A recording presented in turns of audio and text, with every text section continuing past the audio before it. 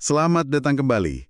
Nah, kali ini kita mau bongkar satu pertanyaan besar nih. Seberapa kuat sih cengkraman geografi itu pada nasib sebuah negara dan juga arah dunia kita? Sumber Anda kali ini kan dari wawancara dan ulasan buku Tim Marshall, The Power of Geography. Terus ada juga artikel soal relevansi geografi di abad 21. Jadi tujuan kita mau gali pandangan Marshall ya, soal bagaimana peta fisik kayak bentang alam, lokasi, sumber daya, itu ikut ngebentuk permainan di berbagai wilayah kunci, dan gimana argumennya itu bersinggungan sama faktor lain, teknologi atau politik misalnya. Kita lihat beberapa contoh kunci dari sumber Anda deh.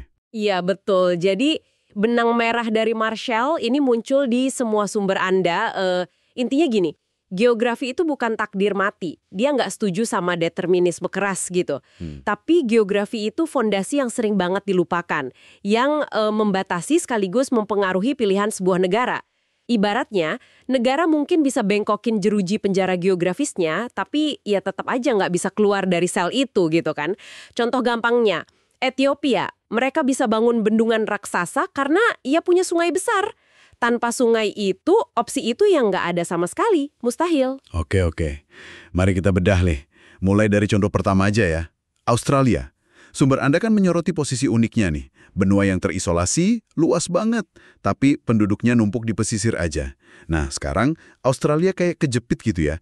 Antara aliansi keamanan sama AS dan ketergantungan ekonomi ke Tiongkok.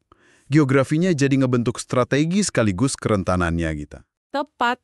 Dan implikasinya, seperti yang disiratkan Marshall juga ya geografi itu memaksa Australia buat ibaratnya jalan di atas tali strategi terus-menerus. Bikin netralitas itu hampir mustahil kayaknya. Bahkan ada disebut soal semangat tangguh Australia itu dikaitkan juga sama kondisi geografis masa lalunya yang keras. Nah, ini contoh gimana geografi itu bukan cuma soal lokasi ya, tapi bisa juga ngebentuk semacam karakter bangsa. Menarik. Nah, kalau tadi tantangan Australia itu soal isolasi geografisnya, di Arab Saudi kita malah lihat sebaliknya ya. Bagaimana kelimpahan sumber daya geografis justru bikin dilema unik. Betul sekali. Dari tadinya cuma suku-suku gurun yang terpencil, minyak mengubah segalanya. Tapi sekarang, mereka justru dihadapkan sama dilema pasca minyak. Visi 2030 putra mahkota Muhammad bin Salman itu pada intinya ya pertaruhan miliaran dolar buat coba muter balik takdir geografis mereka, semacam upaya buat lari dari kutukan sumber daya yang dulu justru bangun negara itu, sambil coba ngatasin masalah ketergantungan sama pekerja asing dan subsidi buat warga negaranya. Wah, sebuah pertaruhan yang gede banget ya, mencoba mengubah fondasi ekonomi negara secara radikal gitu, sebagai respons atas keterbatasan geografis. Sangat radikal memang.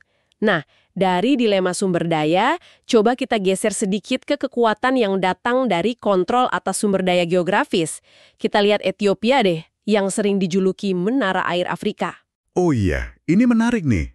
Soalnya sumber Anda kan menekankan gimana bendungan Grand Ethiopian Renaissance atau GRD di Sungai Nil Biru itu ngasih Ethiopia pengaruh besar banget atas Mesir dan Sudan. Persis, GERD itu contoh yang gamblang banget gimana geografi bisa jadi alat kekuasaan, alat tawar.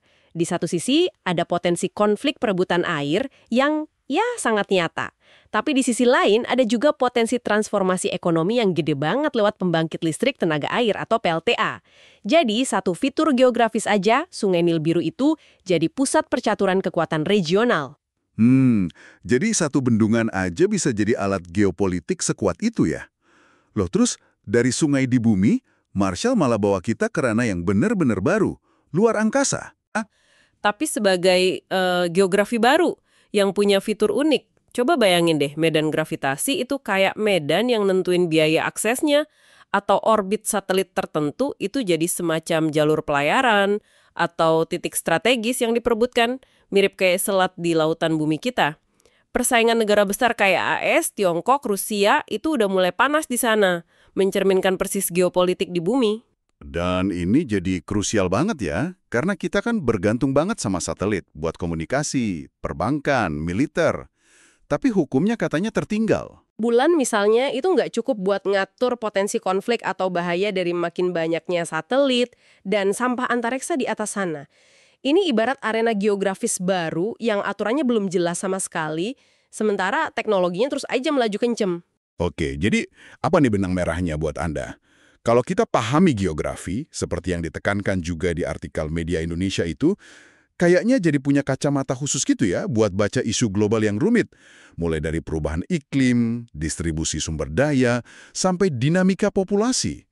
Teknologi kayak sistem informasi geografis, SIG, itu kan alat pemetaan digital canggih ya, justru malah memperkuat relevansi geografi, bukan menghapusnya. Intinya sih gitu, geografi itu lensa analisis yang fundamental banget. Dia bantu jelasin kenapa sebuah negara bertindak dengan cara tertentu. Gimana panggung sejarah dan masa depan itu ditata. Meskipun, ya keputusan akhir tetap ada di tangan manusia. Ini bukan soal ngapalin nama ibu kota atau gunung, tapi lebih ke memahami hubungan dinamis antara manusia, lokasi tempat tinggalnya, dan sumber daya yang ada. Jadi buat Anda para pendengar, nangkap logika geografis ini, soal keterbatasan sumber daya, lokasi strategis, iklim, bisa jadi semacam jalan pintas buat memahami kenapa di balik berita utama dan tren global yang kadang membingungkan banget. Nah, sebagai penutup nih, Marshall sendiri kan mengakui kalau teknologi itu mengubah aspek mana dari geografi yang jadi penting.